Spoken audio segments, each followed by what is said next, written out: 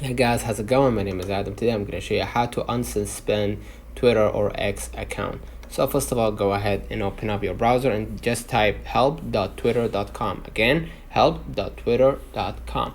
And then what you're going to do, you're going to be able right here to see the official website. Go ahead and type appeal. Alright. And basically after you've typed appeal for right here, click to search. And you're gonna see appeal an illegal content decision, appeal live features, or appeal locked or suspended account.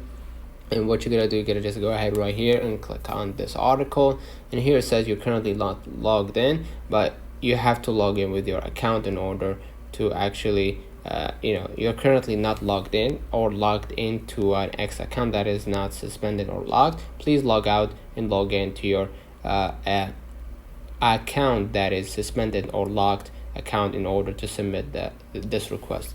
So let's know in the comments if this video helped you. Don't forget to like and subscribe, and thank you for watching.